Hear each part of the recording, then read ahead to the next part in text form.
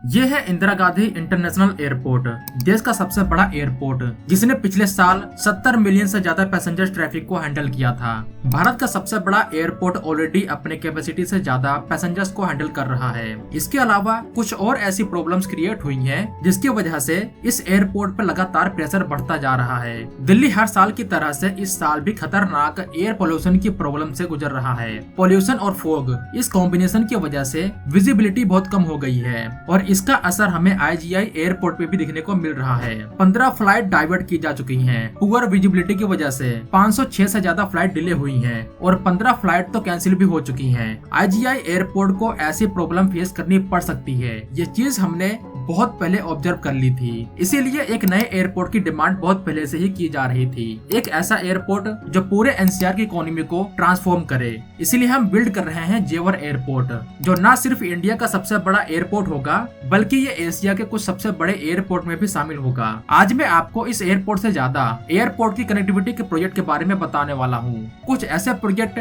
जो आज तक इंडिया में किसी भी शहर के लिए, किसी भी एयरपोर्ट के लिए बिल्ड नहीं हुए और ये पूरे एनसीआर के लिए, यहाँ की इकोनॉमी के लिए गेम चेंजर साबित होगा। ये है जेवर, उत्तर प्रदेश का एक छोटा गांव, लेकिन यही छोटा गांव आने वाले 10 से 20 सालों में एक मेगा मेट्रोपॉलिटन सिटी में कन्वर्ट होने वाला है, क्योंकि यहाँ पे बिल्ड किया जा रहा है देश का सबसे बड़ा एयरपोर्ट। जेवर एयरपोर्ट को 4 फेज में डेवलप किया जा रहा है। पहला फेज ऑलरेडी कंप्लीट हो चुका है और इसका ट्रायल रन भी जारी है और 2025 में इसको ऑफिशियल तौर पे ओपन कर दिया जाएगा। जब इसको चारों फेज में कंप्लीट कर लिया जाएगा तो इसकी कैपेसिटी 70 मिलियन पैसेंजर्स हर साल हैंडल करने की हो जाएगी, इंडिया में किसी भी एयरपोर्ट से ज्यादा। बट यहाँ पे ट्रैफिक तभी डाइवर्ट होगा जब एनसीआर के दूसरे रीजन से इसकी कनेक्टिविटी मजबूत होगी। अगर आप इसकी लोकेशन देखें तो ये नोएडा सिटी सेंटर और दिल्ली गुरुग्राम से बहुत दूर है। यहाँ तक पहुँचने का अभी तक एक ही वर्ल्ड क्लास रास्ता है, वो है यमुना एक्सप्रेसवे। इसीलिए यहाँ की कनेक्टिविटी के लिए कुछ ऐसे प्रोजेक्ट को बिल्ड किया जा रहा है जो अपने आप में इंजीनियरिंग मार्वल से कम नहीं होंगे। तो चलिए इनको एक एक करके जानते हैं। अगर हम आईजीआई एयरपोर्ट की लोकेशन देखें तो ये यहाँ है गुरुग्राम और दिल्ली के बीचों बीच। बट अगर आप आईजीआई एयरपोर्ट और जेवर एयरपोर्ट के बीच की दूरी देखें तो ये ऑलमोस्ट 72 किलोमीटर की होगी। गवर्नमेंट का एम्बिशियस प्लान है दोनों एयरपोर्ट को एक स्पेशल रैपिड मेट्रो से कनेक्ट करना। ये मेट्रो अभी के नॉर्मल मेट्रो से ज्यादा एडवांस और फास्ट होने वाली है। अभी का जो सिटी नेटवर्क है मेट्रो का, उसमें स्टेशन हर 2 से 3 मिनट के बाद आता है, लेकिन यहाँ 72 किलोमीटर के रूट पे सिर्फ 6 स्टेशन ही बनाए जाएंगे। इसकी वजह से दोनों एयरपोर्ट के बीच की दूरी सिर्फ आधे घंटे में ही तय की जा सकती है। यह मेट्रो लाइन एक तरह से जेवर एयरपोर्ट को प्रमोट करेगा। सपोज अगर आईजीआई एयरपोर्ट पे किसी भी फ्लाइट की टेक ऑफ और लैंडिंग में कोई दिक्कत आती है या फिर जेवर एयरपोर्ट पे इस तरह की दिक्कत आती है तो मेट्रो के जरिए आसानी से एक एयरपोर्ट से दूसरे एयरपोर्ट के बीच ट्रेवल किया जा सकता है दूसरा फ्लाइट के लिए। जैसा कि अभी हमने आईजीआई के केस में देखा, फॉग की वजह से बहुत से फ्लाइट डिले हुए हैं और कुछ कैंसिल भी हुए हैं। इस केस में उन पैसेंजर्स के पास एक और ऑप्शन होगा और मेरे ख्याल से ये एक ब्रिलियंट आइडिया है। इस मेट्रो से दोनों एयरपोर्ट के बीच की दूरी तो कम होगी ही, साथ में उस पूरे लाइन में इकोनॉमिक एक्टिविटी भी तेज होने वाली है। यहाँ पे प्रॉपर्टीज के प्राइस बढ़ेंगे, इन्वेस्टमेंट आएंगे।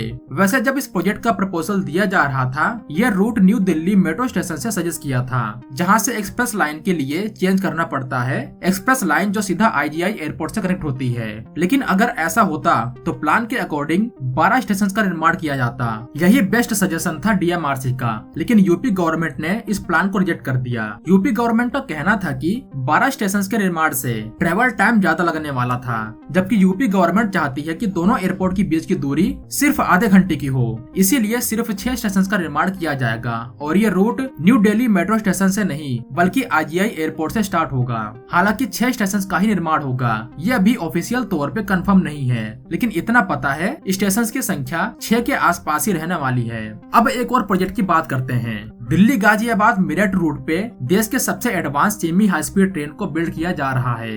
दिल्ली गाजियाबाद का सेक्शन ऑलरेडी ऑपरेशनल हो चुका है और मेरठ तक के लिए काम चल रहा है। इस तरह के रूट पूरे एनसीआर में बिल्ड किए जाएंगे, लेकिन एक स्पेशल रूट की हम बात करने वाले हैं जो गाजियाबाद से जेवर एयरपोर्ट के लिए बिल्ड किया जाएगा।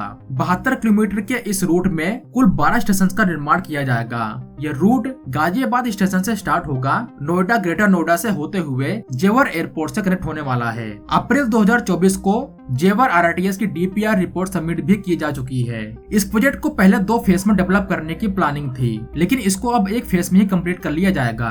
तो मेट्रो के बाद एक और मेगा प्रोजेक्ट के जरिए जेवर एयरपोर्ट एनसीआर के बाकी रीजन से कनेक्ट हो रहा है। और हमें यहाँ ये भी नहीं भूलना चाहिए कि भले ही जेवर एयरपोर्ट दिल्ली, नोएडा, गाजियाबाद, गुरुग्राम जैसे सिटी एरिया से दूर बिल्ड हो रहा है, लेकिन ऐसे प्रोजेक्ट के जरिए इसकी दूरी सिर्फ 1 घंटे से भी कम समय में तय होने वाली है, जो कि एक बड़ी बात है। यानी अगर आप दिल्ली से जेवर एयरपोर्ट के लिए निकलना चाहते हैं तो आपको ये दूरी ज्यादा महसूस नहीं होने वाली, क्योंकि मेट्रो और आरआरटीएस की स्पीड इतनी ज्यादा होगी कि आप भूल जाओगे ये दूरी 70 किलोमीटर से ज्यादा की है। अच्छा, ये जो मैंने आपको गाजियाबाद और जेवर एयरपोर्ट के बीच आरआरटीएस का रूट बताया, ये है तो एक रूट, लेकिन ये 3 तरह के ट्रांसपोर्टेशन सर्विस के लिए यूज होने वाला है। I mean 3 ट्रेन चलेंगी यहाँ सिंगल रूट पे। जब जेवर एयरपोर्ट की प्लानिंग की जा रही थी तो यहाँ पोर्ट टैक्सी की काफी ज्यादा चर्चा हो रही थी। इसके ऊपर बात काफी आगे बढ़ भी गई थी। जब यूपी गवर्नमेंट ने बिडिंग स्टार्ट की तो कोई भी कंपनी आगे नहीं आई बिडिंग के लिए। Yamuna expressway industrial development authority ने फिर से कोशिश की, लेकिन बात नहीं बनी। इसका रीजन था पोर्ट टैक्सी का फिजिबल न होना। इसीलिए ईडा ने दूसरे ट्रांसपोर्ट मोड पे फोकस करना चालू किया। फिर यहाँ एक लाइट ट्रेन, रैपिड ट्रेन और मेट्रो ट्रेन का प्रपोजल रखा गया। लेकिन बात यहाँ सिर्फ इतनी सी नहीं थी, बात है इसके रूट की। ये तीनों सर्विस एक ही रूट पे रन करेंगी, जो गाजियाबाद और जेवर के बीच में बनाया जा रहा है। प्लान के अनुसार मेट्रो ट्रेन 3.5 मिनट के इंटरवल पर रन करेंगी, रैपिड ट्रेन यानी आरटीएस 7 मिनट के इंटरवल पे और लाइट ट्रेन 8 मिनट के इंटरवल पे रन करेंगी। इस प्लान को यूपी गवर्नमेंट ऑलरेडी अप्रूव कर चुकी है। अब इसके ऊपर काम भी स्टार्ट हो चुका है। तो ये अपने आप में अनोखा प्रोजेक्ट होगा, जो अभी तक इंडिया में कहीं पे भी बिल्ड नहीं हुआ है। वैसे यहाँ आपका सवाल हो सकता है कि यहाँ 3 अलग अलग ट्रेन एक रूट पे क्यों? वेल, इसको भी ईडा ने एक्सप्लेन किया है। ईडा का मानना है जिनको लॉन्ग ट्रेवल करना है, यानी नोएडा या फिर गाजियाबाद तक, उनके लिए आरटीएस रैपिड ट्रेन है। लॉन्ग रूट होने की वजह से रैपिड ट्रेन से ट्रेवल करना अच्छा रहेगा। फास्ट ट्रेन होने के नाते ट्रेवल टाइम भी कम लगने वाला है। वही मेट्रो का काम तो ऑलमोस्ट सेम ही रहने वाला है, लेकिन आरटीएस और मेट्रो में फर्क होगा स्टेशन का। मेट्रो अपने हर स्टेशन पे रुकने वाली है, जबकि आरटीएस सिर्फ कुछ ही गिने चुने स्टेशन पे रुकेगी। वही लाइट ट्रेन सेक्टर्स के लिए होगी और यमुना एक्सप्रेसवे फिल्म सिटी से कनेक्ट होने वाली है। तो इस तरह से हमें एक ट्रैक पे 3 तरह के ट्रेन नजर आएंगी।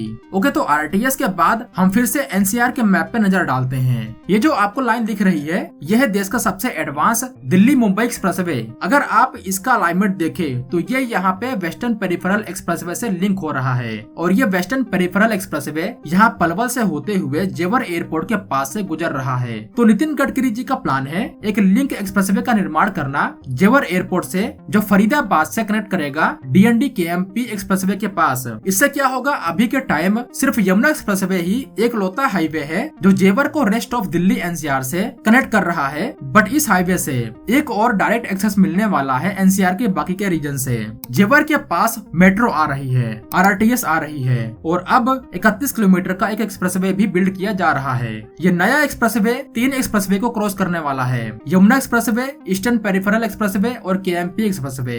अगर किसी को दिल्ली मुंबई एक्सप्रेसवे से कनेक्ट होना है तो वो ईस्टर्न पेरिफेरल एक्सप्रेसवे इंटरचेंज के जरिए हो सकता है। यानी यहाँ चारों तरफ से जेवर एयरपोर्ट को कनेक्टिविटी मिलने वाली है पूरे एनसीआर में। जब ये एक्सप्रेसवे कंप्लीट हो जाएगा तो फरीदाबाद से जेवर के बीच की दूरी सिर्फ 15 मिनट में ही तय की जा सकती है। अगर आप इस रूट का अलाइनमेंट देखें तो फ्यूचर में ये पूरी तरह से पॉसिबिलिटी बन जाती है कि इसको गुरुग्राम से भी कनेक्ट किया जा सकता है, और जो अभी यहाँ छोटे छोटे विलेजेस होंगे उनका भी डेवलपमेंट हो पाएगा। जेवर इन्वेस्टमेंट के लिए हॉटस्पॉट बना हुआ है। इसके बारे में मैंने इस वीडियो में बात की है। एक डेडिकेटेड मेट्रो, एक डेडिकेटेड रैपिड ट्रेन, इस तरह के प्रोजेक्ट अभी तक आपको चाइना जैसे देशों में ही देखने को मिलते थे, बट इंडिया भी ऐसे प्रोजेक्ट बिल्ड कर रहा है। रही बात इनके कंप्लीट होने की, तो मोस्टली प्रोजेक्ट के लिए आपको 2031 तक का वेट करना पड़ सकता है। तो इसी के साथ इस वीडियो को एंड करते हैं। मिलते हैं एक नई वीडियो के साथ, तब तक के लिए जय हिंद दोस्तों।